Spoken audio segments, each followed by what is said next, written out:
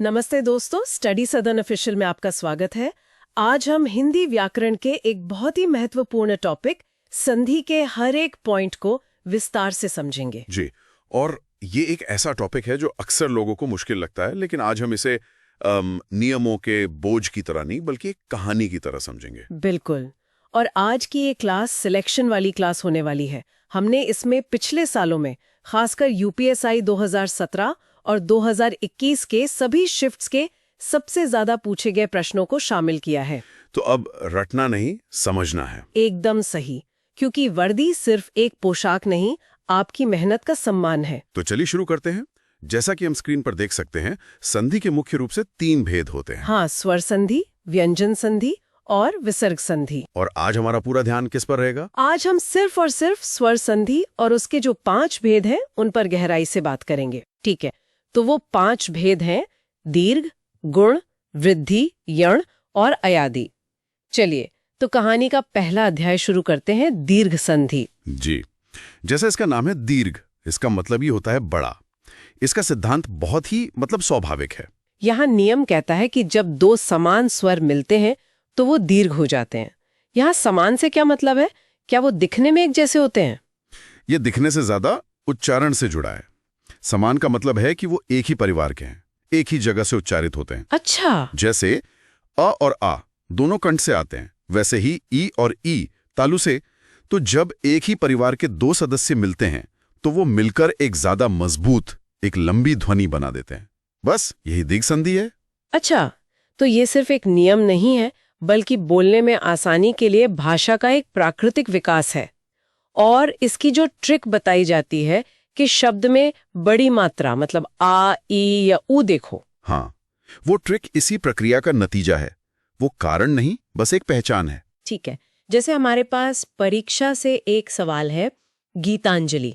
इसका विच्छेद होगा गीत प्लस अंजलि। बिल्कुल। यहाँ गीत का अंतिम अ और अंजलि का शुरुआती अ दोनों मिलकर ता में आ की मात्रा बन गए। ये तो सीधा है। हाँ, पर यहाँ एक पेच है।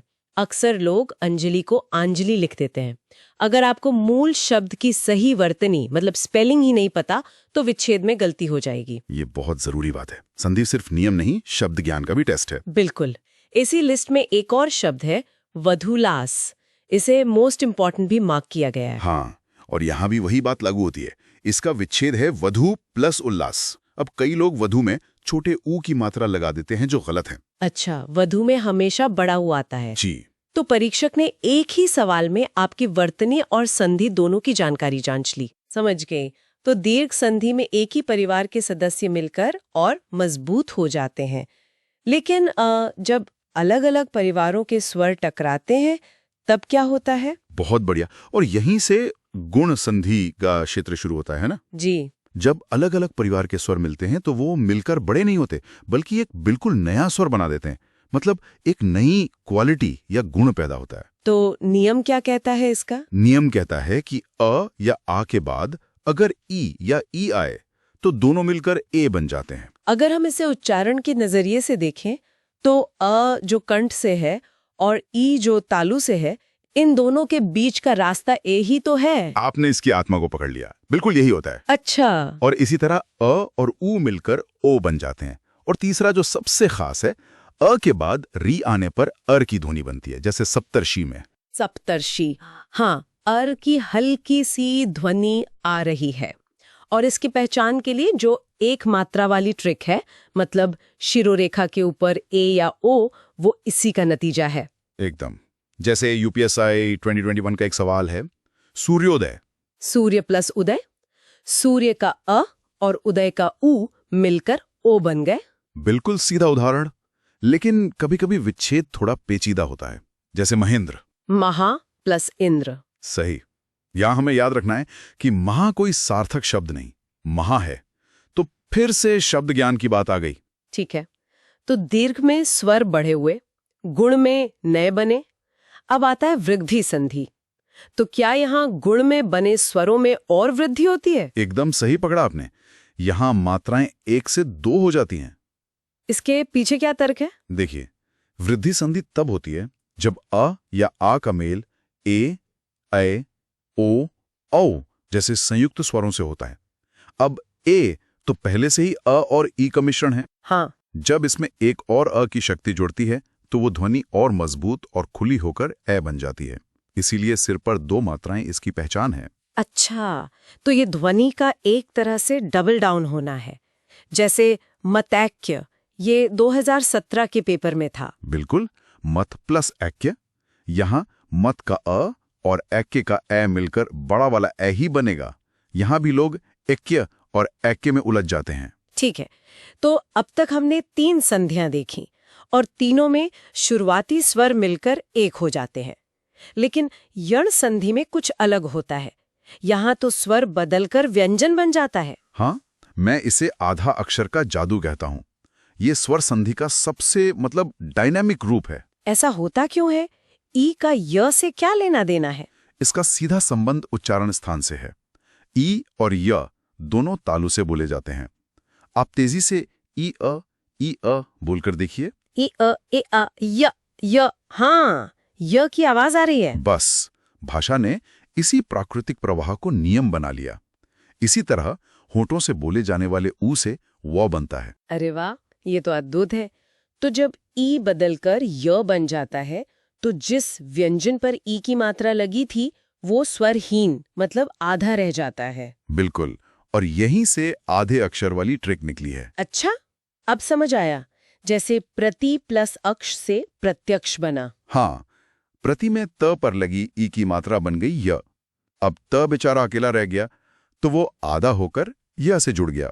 और सु प्लस आगत से स्वागत। स पर लगा उ बन गया व और स आधा हो गया। एकदम सही। आपकी लिस्ट में अत्याचार, अति प्लस आचार और अन्वेषण, अनु प्लस एषण जैसे कई उदाहरण हैं। लेकिन र वाले उदाहरण जैसे मात्रा ज्ञा, ये थोड़े अलग दिखते हैं। वो दिखते अलग हैं, पर सिद्धांत वही है। मात्र में त के नीचे जो री की मात्रा है वो नियम के हिसाब से र बन जाती है। अच्छा, तो अब हमारे पास है आधा त और र, और व्याकरण में त और र मिलकर त्र बनाते हैं। तो है ये भी आधे अक्षर का ही खेल। बहुत बढ़िया, अब साफ हो गया। तो अब हमारे सफर का आखिरी पड़ाव अयादि संधि। यहाँ भी य और व है, पर आधे अक्षर के बिना। जी, अयादि संधि वहां होती है जहां ए आई ओ औ के बाद कोई दूसरा स्वर आता है। यण में ई उ री थे, यहाँ ये संयुक्त स्वर हैं। इसका तर्क क्या है? इसका तर्क भी ध्वनि प्रवाह में है।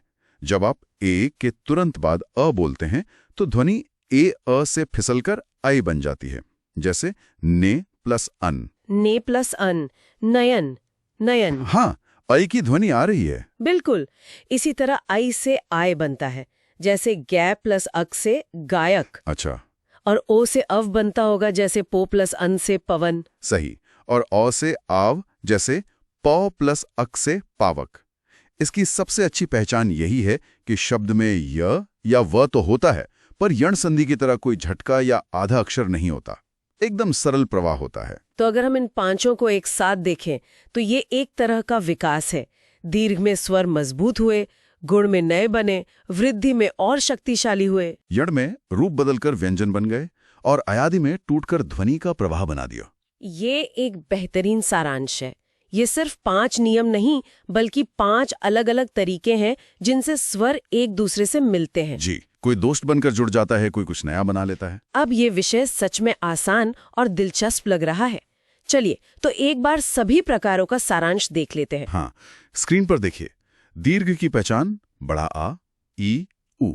गुण की पहचान एक मात्रा यानी ए, ओ या फिर अर की ध्वनि। वृद्धि की पहचान 2 मात्राएं यानी ए, औ।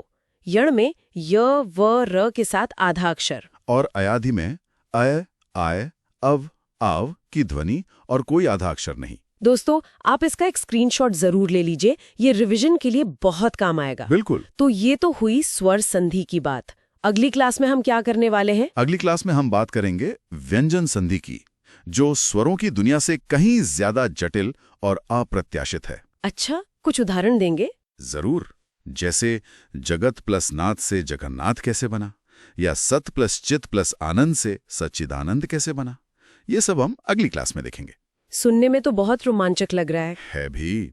तो दोस्तों, अगर आपको ये लेक्चर पसंद आया तो स्टडी सदन ऑफिशियल को अभी सब्सक्राइब करें और बेल आइकन दबाएं ताकि आपकी कोई क्लास मिस ना हो। और इस वीडियो को अपने दोस्तों के साथ शेयर जरूर करें। और एक जरूरी बात, आप भविष्य में किस टॉपिक पर वीडियो चाहते हैं हमें कमेंट में लिखकर जरूर बताएं।